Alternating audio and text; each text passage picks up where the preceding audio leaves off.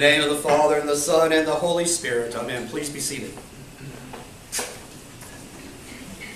Today the Church celebrates the Sunday of Orthodoxy, the triumph of Orthodoxy. And while it is traditionally thought of as the triumph of Orthodoxy, is the restoration of the use of icons in the churches so that the faithful can venerate them. And so that the time when they were first introduced into the church, when illiteracy was so great, and the only way that people could understand the intricacies and the importance of the gospel and of the church fathers was through pictures, through images which they could retain in their mind. And so icons were introduced as part of that. And they were able to then incorporate the meanings and the spiritual message of the icons into their hearts and take it away with them, even though they could not read. And of course we know that then later came the great iconoclasts who decried the use of any image in the church as sinful and as ungodly. Thanks be to God, the church in its wisdom and the Holy Fathers in their wisdom saw the error in this and the heresy in this, and they rejected this. And the icons were restored into Orthodoxy, into Christianity. At that time, everyone was Orthodox. And so they were restored into the Christian church, and we have had them to this day as a great and wonderful gift.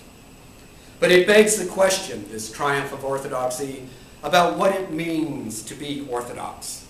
What it truly means to us as Orthodox Christians, what we believe, and what we should do with that belief. We heard in Paul's letter to the Hebrews this morning how the saints went before us and how they spent their time wandering all parts of the earth. And they were from every conceivable walk of life. And they were persecuted. And they were hurt. And they were ostracized and thrown out of wherever they went. Killed, mutilated, injured. And yet they persevered. Why? Because they had the faith of Orthodoxy. And what is that? What does that mean, the faith of Orthodoxy? It means the truth, the absolute truth about Jesus Christ and the incarnation of God the Son on the earth. That's what Orthodoxy is all about, the truth about Jesus Christ and His incarnation. And so they had that, and they kept that, and they prayed, and they witnessed, and they went through all the world to do this. And they were put to death and maimed and injured. What has that got to do with us today? Well, quite frankly, we Christians, Orthodox Christians, we have to ask ourselves, and we truly have to ask ourselves, this is not a facetious question, do we have the faith of those that Paul wrote about in the Hebrews? Do we have that kind of faith? Do we truly believe the Orthodox message about the truth of Jesus Christ and the incarnation of God the Father and God the Son? Do we believe that?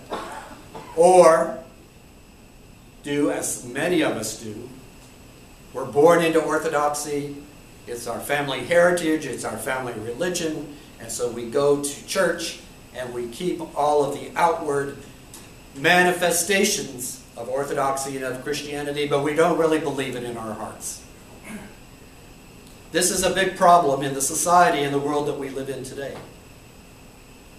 The problem in our society and in the world that we live today is not that we have heresies in the church about Jesus Christ.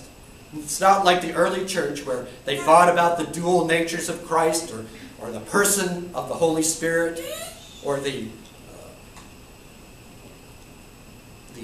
incarnation of Christ or His death or His resurrection. Those aren't the heresies that are even discussed today. Most people don't even know about those heresies. and the problems that went on with them. The heresy that we face in the modern world we live in is that people simply don't care. They don't care about any of it. They have heard the message of Jesus Christ, and they have rejected it, and they don't care what you do as long as you don't bother them. They do not care. And they don't want to hear it. And we, as Christians, some of us fall into that category if we look upon our church life and our spiritual life as simply being something that we inherited from our parents, and therefore we continue it on because that's what they did, and we don't want to rock the boat. And so this is what we have. But, you know, as far as really believing in Jesus Christ and really believing that we should go out and witness for Him and take the good news of the gospel and lift up the cross of Christ so that all can see, we're really not interested in that. We'd rather go do something else that we'd rather do, that we have more fun doing. And we certainly don't want to get into a controversy with anyone or get into an argument with anyone, because first of all, we don't know enough about our faith that we could really answer the questions, the hard questions that somebody might give us. So therefore, we choose to just sort of ignore it all and go along with the rest of society and the rest of the world. And what's that telling them? That tells them that we don't care either. Even though we call ourselves a Christian, we really don't care either about it. It doesn't matter to us. It doesn't have an effect on our life. The only thing that it affects us on is Sunday morning, sitting in a church, and then we leave, and we do the rest of the week like we're pleased to do, and do whatever we want, and has no effect on us or on anyone else. Orthodoxy is the great faith, the true faith. And yet, the world has rejected Christianity in its entirety. And they don't want to hear about it. They don't want to listen about it. They just want to be left alone so that they can pursue their own pleasures. As we go through Lent, we have a responsibility to look at ourselves. Not to judge our brother, but to look at ourselves and find what it is in our life and in our spiritual life that is not right, and to fix it. We have a responsibility before God to come to Him, beg for forgiveness and mercy, and then turn around and fix what is wrong, no matter what it is in our spiritual life. It can be lack of fasting. We need to fast. Lack of going to the services, we need to go to the services. Lack of helping others, we need to help others. Whatever it is in our life that hinders us from our spiritual pursuit towards salvation, we have to fix. And then, only then, can we go out and witness to others. And it is our responsibility to go out and to tell others about Jesus Christ, the incarnation of God on earth, and to tell them about the true Orthodox faith.